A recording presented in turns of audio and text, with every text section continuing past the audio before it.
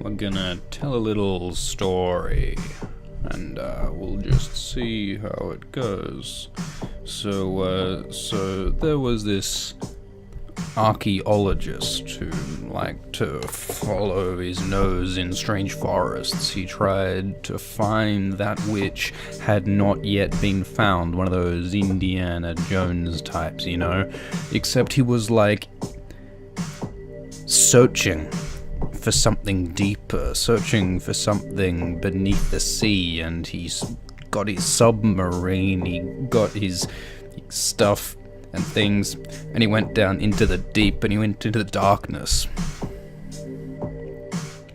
When he was scared, when he was lost, he just went faster, and he went into the darkness with his spotlight and his harpoon and his pontoon, and he was looking for some kind of a fish made out of brain, a brain fish, and it had wisdom. He was looking for the wisdom of the brain fish. So he brought some special bait that legend says is gonna draw the brainfish to his hook. It was a special book called Grimoire of the Deep.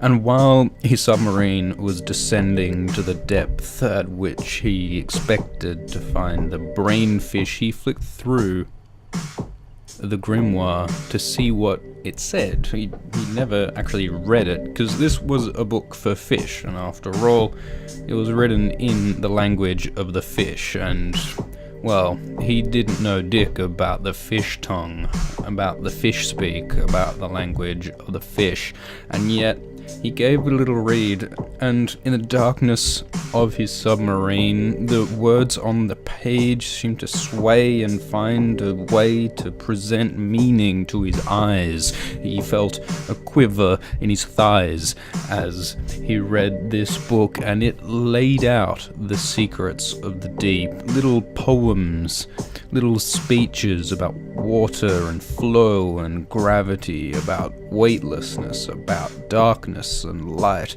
about algae and nutrients and growth, and he learned these things. He gained great wisdom as his submarine continued to descend, and when he reached the bottom, he stopped and realized he was a sea god.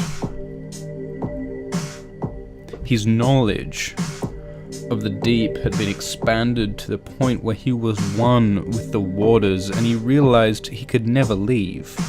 The submarine was his seat and his tomb. This man, his beard grew from his chin, wet, green, and glistening with seaweed. His feet melted away into fins, into tails, into tentacles. He expanded. He grew in some Cthulian manner to fill his metal vessel and to become a shell like a hermit crab with teeth. He had a lot of teeth. And one all-seeing eye. He was the Sauron of the deep, this huge, fleshy, Cthulhuian, Lovecraftian blob inside a submarine in the bottom of the sea, down in the Mariana Trench. I don't know how to pronounce that. So he turned his eye to what was to be found in the ocean. He looked out at the whales and the dolphins and the sea things that scuttle in the deep, that have never dreamed of light.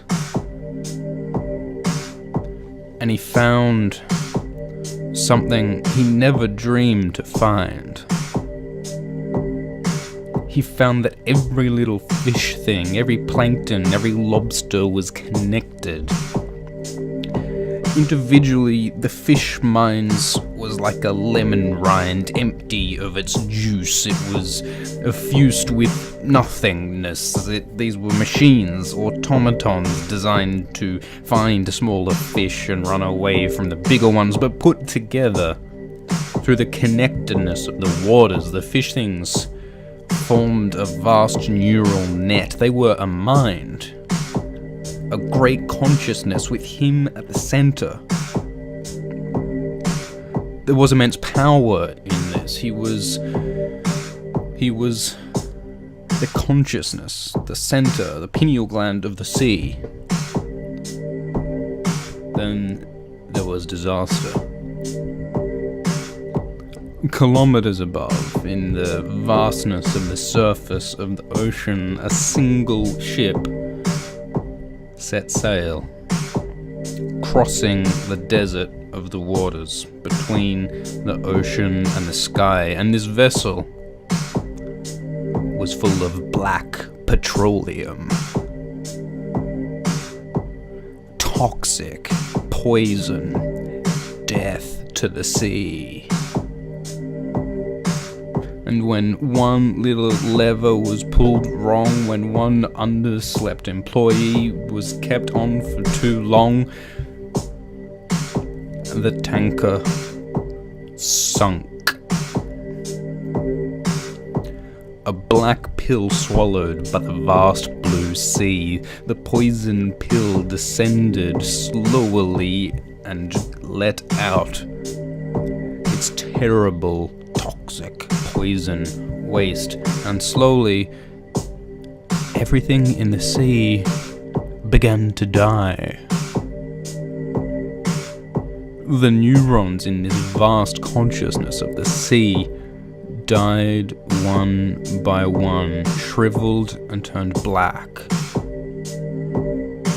Insofar as the ocean was the brain, it had Alzheimer's, some neurodegenerative disease that was eating away at it. And the archaeologist, the sea god, the center of the mind, watched and cried as the world around him died. Slowly, his senses, his extremities, his knowledge, these memories disappeared and were replaced by black, cloying tar filling the ocean. Before he was overcome, before the blackness consumed him and his vessel, never to be seen again, he had one last vision that made it seem okay. He knew that his was not the only ocean. Not only on this globe, but on others. There are billions of worlds filled with water, and he knew that in some small way, he could feel them.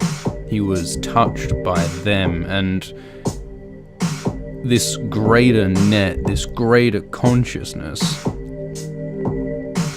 would live on without him. We all have to accept that after we die, the worlds will live on without us. And that's the best that we can ever hope for. He closed his eye.